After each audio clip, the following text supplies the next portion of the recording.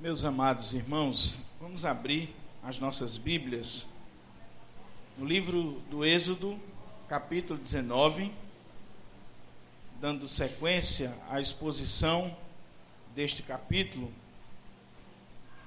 Êxodo, capítulo 19, a partir do versículo 16.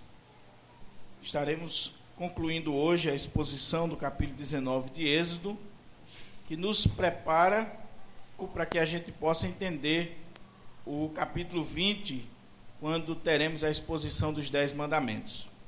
Êxodo capítulo 19, a partir do versículo 16.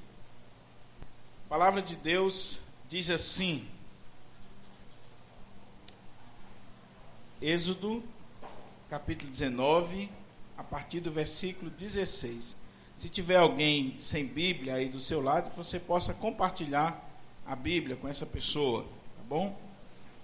A palavra de Deus diz assim: Ao amanhecer do terceiro dia, houve trovões e relâmpagos, e uma espessa nuvem sobre o monte, e muito forte clangor de trombeta, de maneira que todo o povo que estava no arraial estremeceu.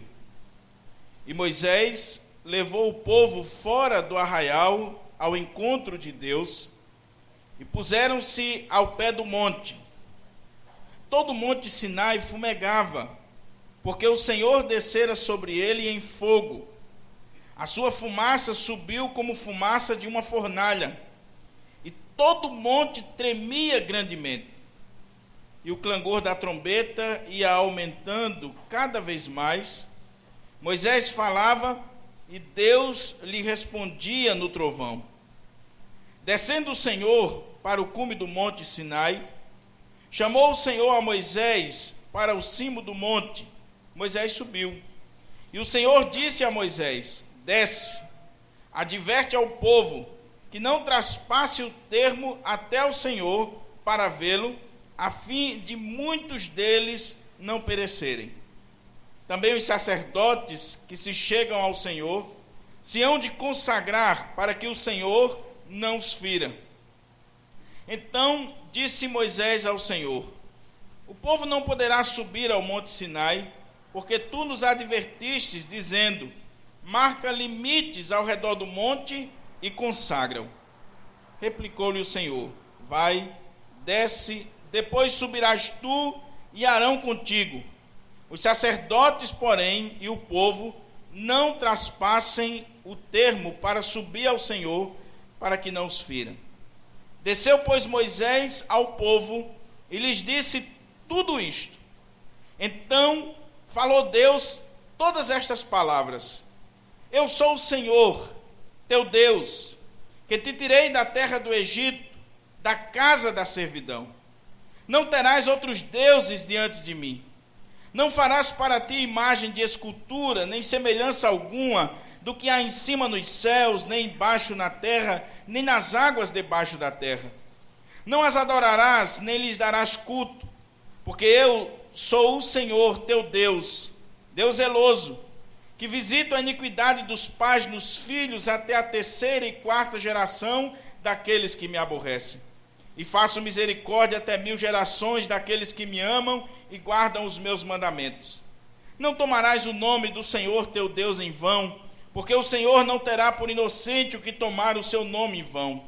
Lembra-te do dia de sábado para o santificar. 6 dias trabalharás e farás toda a tua obra, mas o 7º dia é o sábado do Senhor teu Deus.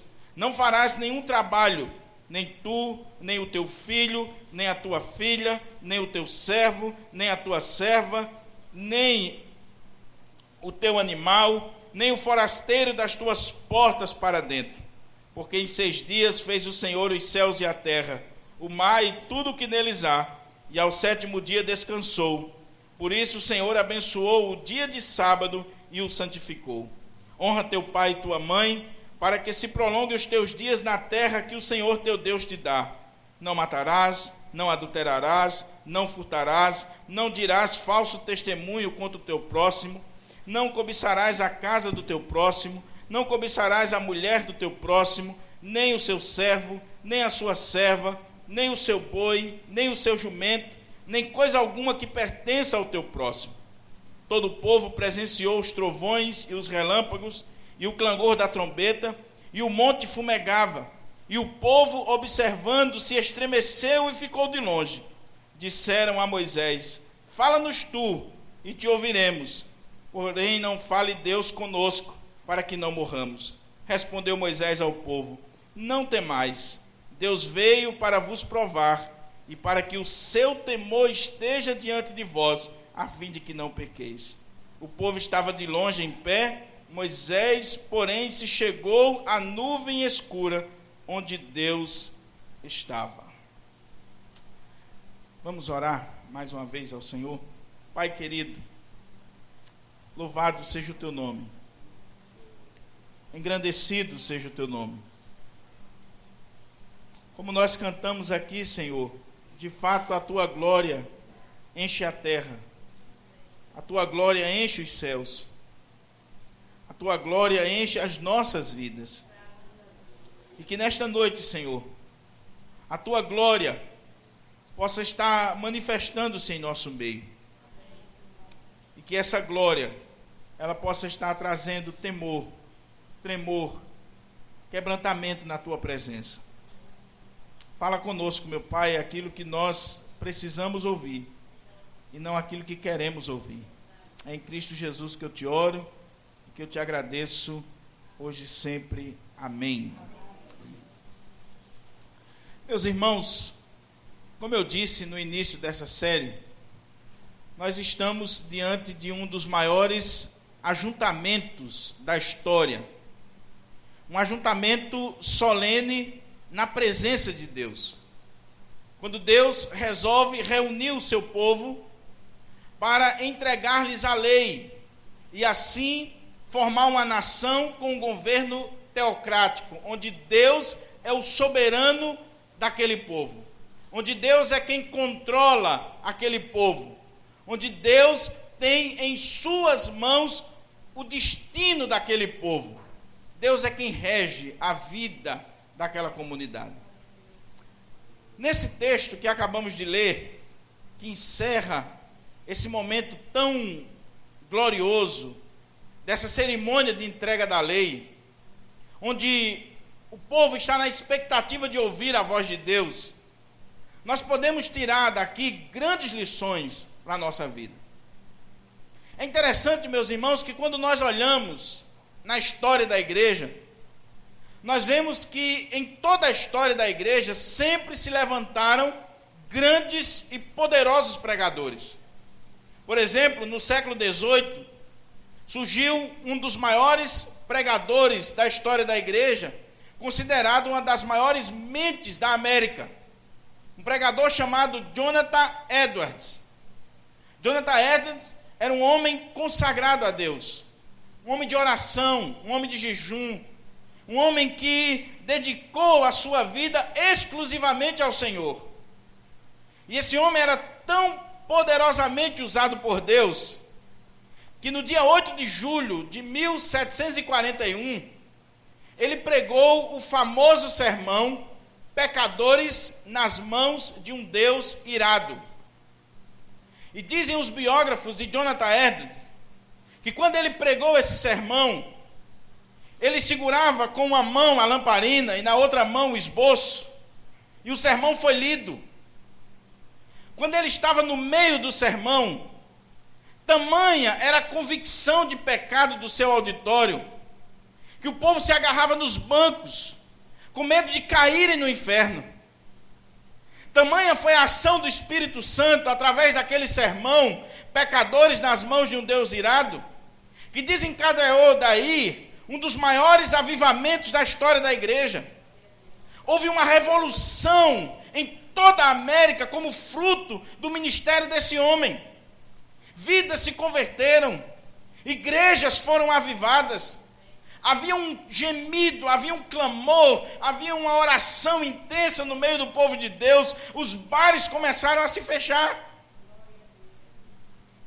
Houve até manifestações estranhas, chegaram a perseguir Jonathan Edwards porque diziam que o avivamento era simplesmente fruto de emocionalismo. Porque o povo tremia, o povo chorava, o povo gritava, o povo não sabia mais o que fazer na presença de Deus. Tamanha era a graça de Deus que envolvia os ouvintes quando aquele homem ministrava a palavra. Um grande sermão. Nós temos também na história da igreja os sermões de George Whitefield. George Whitefield, ele ministrou a palavra de Deus, e como ele foi perseguido pela igreja institucional da época, que não davam mais os púlpitos para ele pregar a palavra, ele disse: não tem problema, se a igreja me nega o púlpito para pregar a palavra, eu quero dizer que o meu púlpito, a minha paróquia, é o mundo.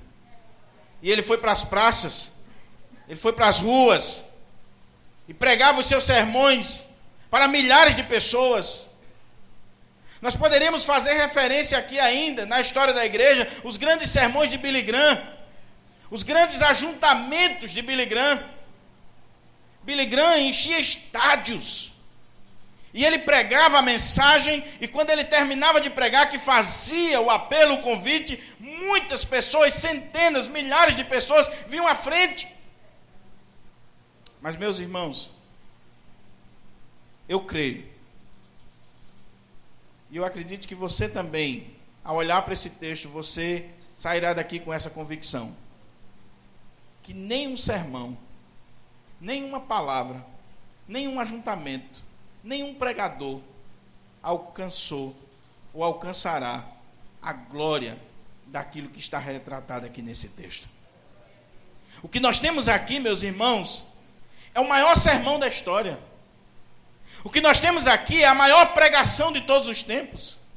O que nós temos aqui, meus irmãos, é uma pregação poderosa, ungida, cheia da graça, cheia do Espírito, cheia do poder, que produz no povo não só convicção de pecado, que produz no povo não só temor, mas produz no povo tremor.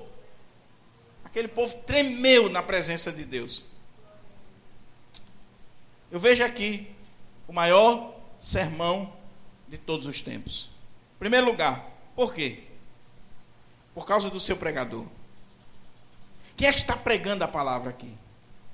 Quem é que está transmitindo a lei? Quem é que está trazendo para o povo os 10 mandamentos? Quem é que está ministrando aos ouvidos daquela audiência, daquele grupo, daquela nação, daquele povo que está reunido? É o próprio Deus. Não é um homem falível, não é um homem pecador, não é um homem cheio de defeitos.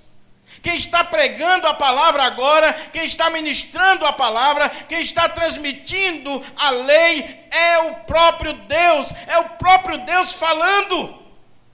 Você já pensou que privilégio? Você já pensou que honra? Você já pensou que coisa gloriosa o povo de Israel está contemplando? Que privilégio eles estão tendo?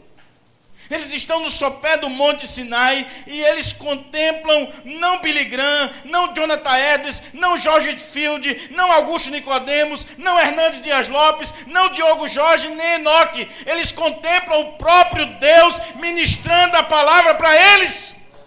Você já pensou que glória, meus irmãos? Você já pensou que privilégio? É o próprio Deus, o pregador. É o próprio Deus que está falando. E veja como que ele começa. Veja o exórdio. Veja a introdução. Veja a preparação para a mensagem. Como é que Deus está preparando o povo para aquela mensagem? Há uma trombeta tocando. E o som dessa trombeta aumenta a cada instante, a cada minuto, a cada segundo. Uma trombeta tocada de forma muito forte. Há fogo. A fumaça, aquele monte não resiste a essa presença gloriosa de Deus se manifestando sobre ele. E de repente, meus irmãos, quando Deus está preparando o terreno, quando Deus está fazendo a introdução, aquele povo começa a contemplar essa glória bendita do Senhor. Deus está chamando a atenção do povo. Deus está prendendo a atenção do povo. Todo pregador tem essa preocupação. Dizem os estudiosos da oratória e da homilética que se você nos primeiros 5 minutos você não conquistar a atenção dos seus ouvintes, você precisa ser muito bom para, durante o restante do discurso, você trazê-los de volta. Veja como é que Deus está chamando a atenção do povo. Uma trombeta toca, há fogo, há fumaça, há trovão, há relâmpagos. Tudo isso, meus irmãos, para chamar a atenção daquele povo, para a solenidade daquele momento, para a grandiosidade daquela palavra que vai ser ministrada, a lei que será transmitida para eles. Ah, queridos, eu fico imaginando essa cena. Eu fico imaginando esse povo que, como nós vimos aqui, lavaram as suas vestes, prepararam as suas casas, prepararam as suas vidas. Esse povo que se reuniu, se consagrou, que orou, que jejuou, que se santificou para estar na presença de Deus. E agora chegou o grande dia, chegou a hora, chegou o momento de ouvir o Senhor falar audivelmente com eles. De ouvir o Senhor e presenciar a sua glória, o seu poder manifestada na criação, manifestada na natureza. Relâmpagos, trovões, espessa nuvem de fumaça e uma trombeta tocando. Esse é o maior sermão da história, porque foi pregado pelo maior pregador da história, o próprio Deus. Mas veja que não para aí. Veja que Deus, ele não está simplesmente trazendo esses fenômenos, entre aspas, da natureza, trovão, relâmpago, para aquele povo, por acaso. A grande maioria dos comentaristas que eu li sobre esse texto, eles dizem que o que Deus está fazendo aqui, e Moisés vai confirmar isso lá na frente, o que Deus está fazendo é infundindo no coração desse povo temor, reverência. Esse povo não poderia estar na presença de Deus e ouvir a palavra de Deus, ouvir a voz de Deus de qualquer maneira. Então Deus começa com a trombeta, Deus manda raios, Deus manda trovão, Deus traz uma espessa nuvem, Deus cria todo um contexto que gera no coração daquele povo um temor, um respeito, um quebrantamento, para que eles entendam a solenidade, para que eles entendam a importância daquele momento. Ah, meus irmãos, como nós precisamos parar um pouquinho para pensar sobre isso. João Calvino dizia que quando a palavra está sendo pregada de forma fiel, quando o texto é lido e interpretado de forma correta e aplicado na vida da igreja, é Deus falando com o seu povo. É Deus governando o seu povo. E aí, meus irmãos, é preciso toda atenção, é preciso toda reverência, é preciso todo temor. Por isso que esse sermão é o maior sermão da história, não só por causa do pregador, mas também por causa do preparo que tem que haver nos ouvintes. Eles não podem ouvir esse sermão, essa palavra, de qualquer maneira. Veja o cuidado de Deus. Deus disse para Moisés mais de uma vez: desce lá, Moisés. Moisés fala com o povo que não traspassa o limite. Moisés fala com os sacerdotes que se consagrem. Moisés desce lá mais uma vez e advirta o povo, Moisés, que se eles passarem do limite estabelecido, eles vão morrer, eu vou feri-los. Eles vão ouvir, mas eles não podem tocar no monte. Eles não podem chegar até aqui, somente você. E quando você vier, traz Arão, mas os sacerdotes ficam lá. E diga a eles que se consagrem. Ah, meus irmãos, alguns anos atrás, talvez a irmã Carmelita lembre disso muito bem, está aqui conosco. Antes de começar o culto nas igrejas presbiterianas, se dizia assim: o Senhor está no seu santo templo, cale-se diante dele toda a terra. Ah, meus irmãos, nós estamos perdendo isso. nós não estamos tendo esse senso da presença bendita, gloriosa de Deus. Nós precisamos olhar, meus irmãos, para esse texto e ver que Deus está preparando o povo para ouvir a mensagem, e Deus quer que esse povo estejam ali silentes, Deus quer que esse povo estejam ali preparados, santificados, consagrados na sua presença, que eles entendam o que eles vieram fazer ali, que eles manifestem temor.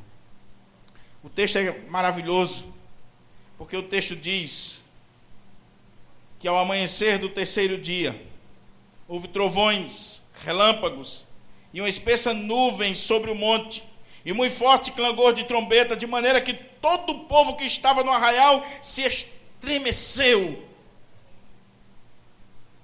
Você já teve essa sensação na sua vida?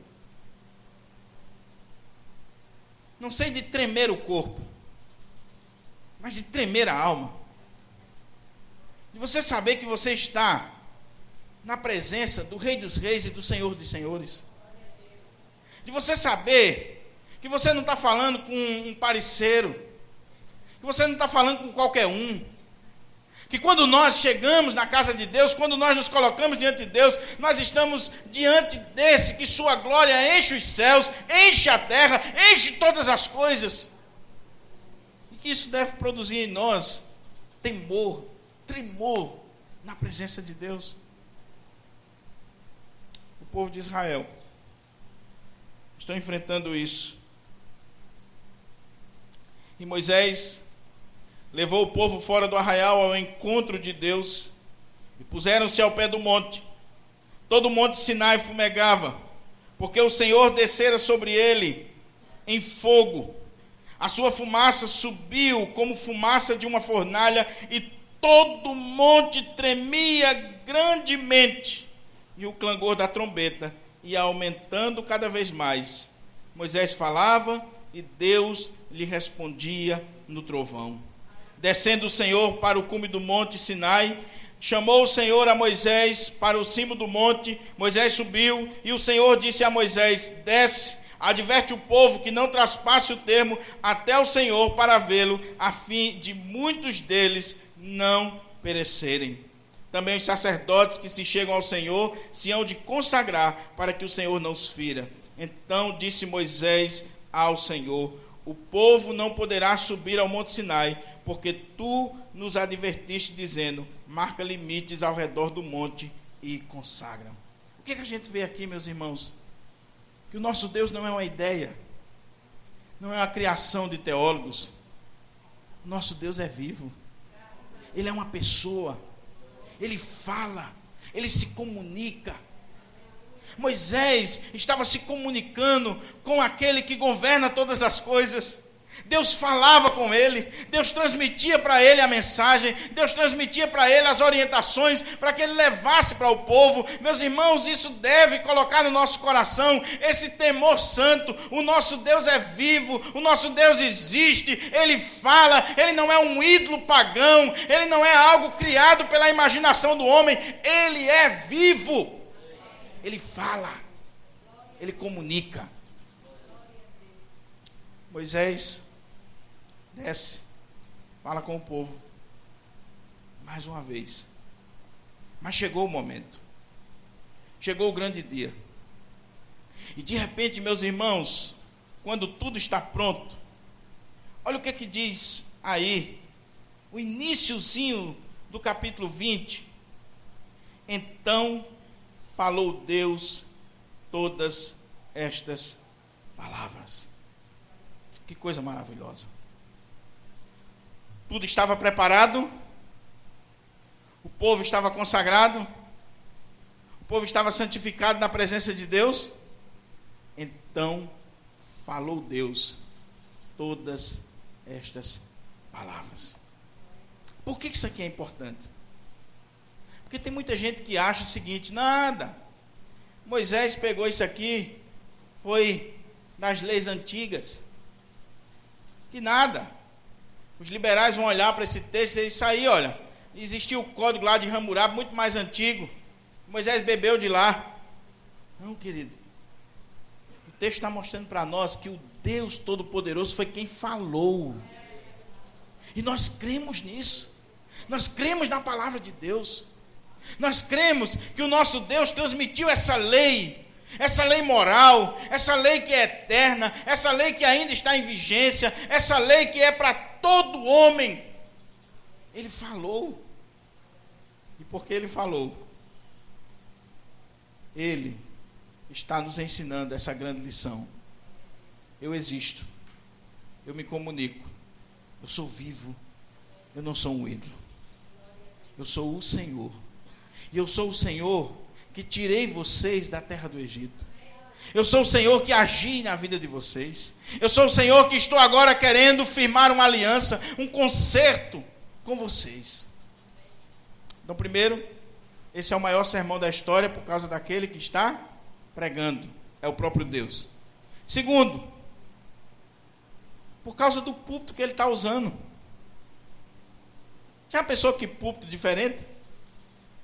Deus está usando o maior monte daquela região. Deus não está usando um púlpitozinho de madeira. Deus não está usando um púlpito de vidro, de mármore. Deus está usando o Monte Sinai. E diz o texto que quando o Senhor desce sobre aquele monte, com a sua glória, a glória que é chamada a glória Shekinah, a Shekinah de Deus, essa glória de Deus que enche a terra, que enche os céus, aquele monte não aguenta. Ele treme, ele estremece ante a majestade de Deus. Meus irmãos, que coisa maravilhosa você vê esse Deus bendito usando o maior monte daquela região para falar ao povo, e esse monte está tremendo. Diante de Deus, a criação treme. Diante de Deus, os homens tremem. Diante de Deus, até os demônios tremem. Diante de Deus, a igreja precisa tremer. Deus está usando esse monte. Um monte que está agora tremendo na presença de Deus.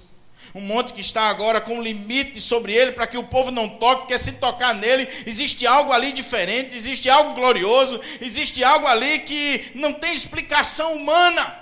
Se alguém tocar no monte, morre. Por quê? Porque aquele monte agora é um altar. Aquele monte agora é um púlpito.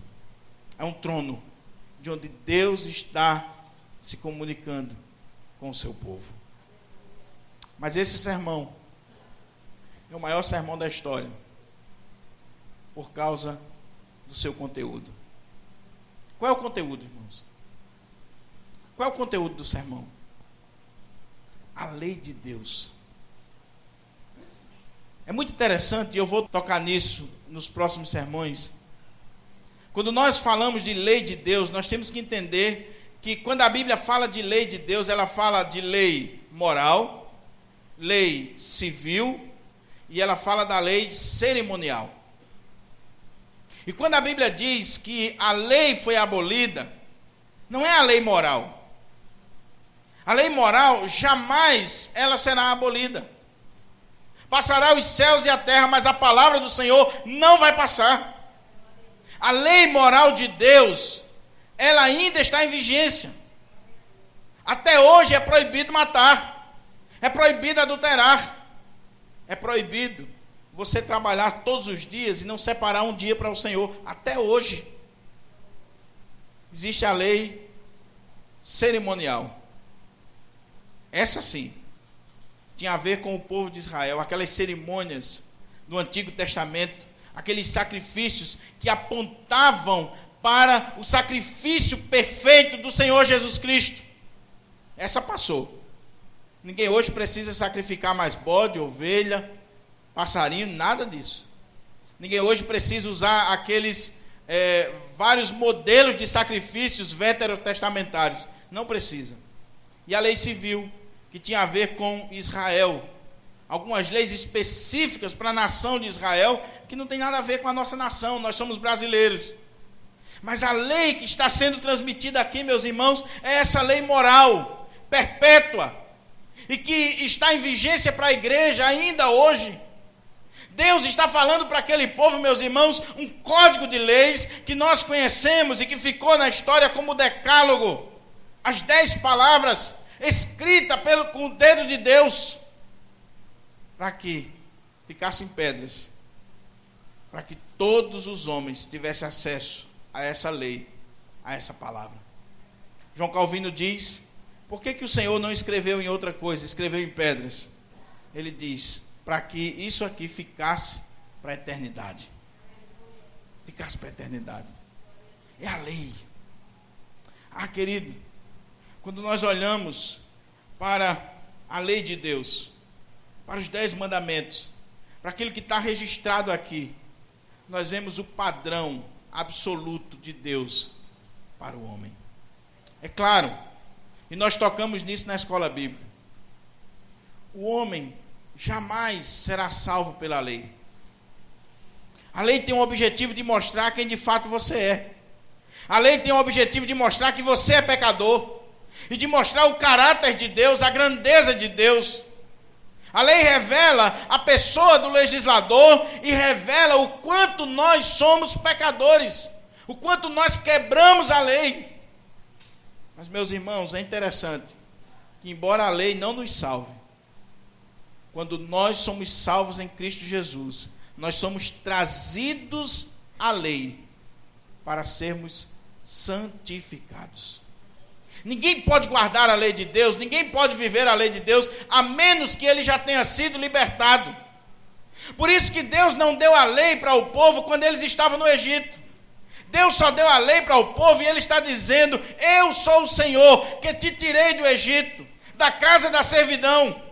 Ele livra o povo, ele salva o povo, ele liberta o povo, e só depois é que Deus dá a lei para o povo. Sabe por quê? Porque se você não for salvo, se você não for crente, se você não for liberto, se você não tiver o Espírito Santo, jamais com as suas forças você cumprirá os 10 mandamentos. Jamais. Jamais. Por isso que não adianta a gente querer pregar os 10 mandamentos para a pessoa lá de fora. Ele não vai conseguir viver. Ele é ímpio. Ele não conhece a Deus, ele não tem o Espírito Santo, ele não foi convertido. Mas eu queria concluir essa palavra dizendo para você que esse é o maior sermão da história, não só por causa daquele que prega, dos ouvintes que ouvem, do púlpito que ele está usando, do conteúdo que está sendo transmitido, mas por causa do resultado. Qual é o resultado, irmãos?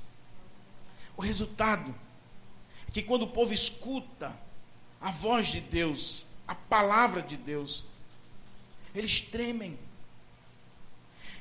O coração deles é tomado de um temor tão grande que eles dizem: Moisés, fala conosco. Nós não queremos ouvir a Deus. Nós não aguentamos ouvir a Deus. Não há como ouvir a Deus e permanecer vivo.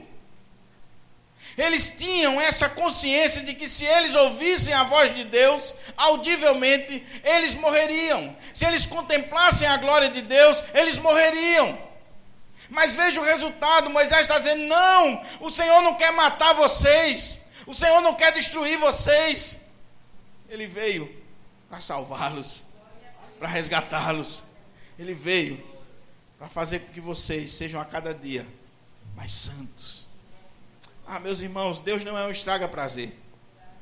Deus não está dando a lei para esse povo, criando balizas, criando cercas, criando uma série de proibições, porque Deus é um déspota, um carrasco. Não, é porque Deus sabe o que é melhor para nós. Deus sabe. Quando Deus diz para você trabalhar 6 dias e descansar no 7º, não é porque Deus está querendo limitar você, não. Deus está querendo que você tenha saúde física, emocional, espiritual. Deus está querendo que você não destrua a sua vida por causa do materialismo, do ativismo, da correria que esse mundo exige de nós, da competitividade que está aí. Então Ele te ama, Ele não quer que você entre nessa corrida frenética. Ele quer salvar você. Aí Ele diz: meu filho, trabalhe 6 dias, no 7º, para. É consagrado ao Senhor. Aí o homem se acha inteligente demais, aí trabalha de segunda a segunda, de domingo a domingo, e acha que é o máximo, que é o tal. Daqui a pouco está em cima de uma cama, está com uma série de doenças. Sabe por quê? Porque porque ele não atentou para a lei de Deus, para a palavra de Deus. Em nome de Jesus, que essa série dos 10 mandamentos, ela possa estar levando a mim e você à reflexão. Ela possa estar trabalhando a nossa vida. E que você saia daqui nessa noite com essa imagem na sua mente. Você ouviu, não um pastor humano, que é falível, que é pecador. Mas quando você abre a Bíblia e você lê a Bíblia, você está diante do Rei dos Reis, do Senhor dos Senhores, que transmite a lei, que é perfeita, que é boa, que é agradável, que é um manual para mim e para a sua vida. Em nome de Jesus, querido, não despreze isso. Não troque isso por nada. Em nome de Jesus, peça ao Senhor para infundir no seu coração mais temor, tremor até.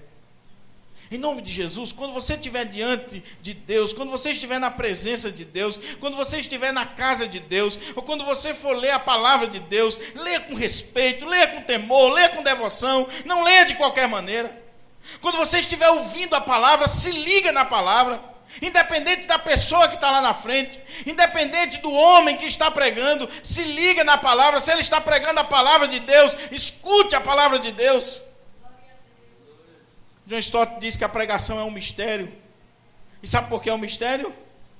Primeiro, porque é um Deus santo, puro, perfeito, usando um homem impuro, um homem que não é santo, um homem que não é perfeito. Segundo, ele diz que é um milagre. Sabe por que é um milagre? Porque outras pessoas impuras e imperfeitas olham para aquele homem perfeito que está lá na frente e reconhecem nele a voz de Deus. É um milagre. A pregação é um milagre.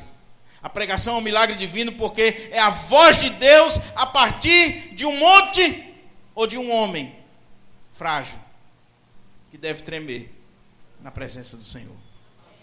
E ai do pastor, ai do pregador, ai do músico que achar que ele pode estar na presença de Deus e não tremer. É com temor e tremor que nós devemos estar na presença do Senhor. É com temor e tremor. Vamos orar.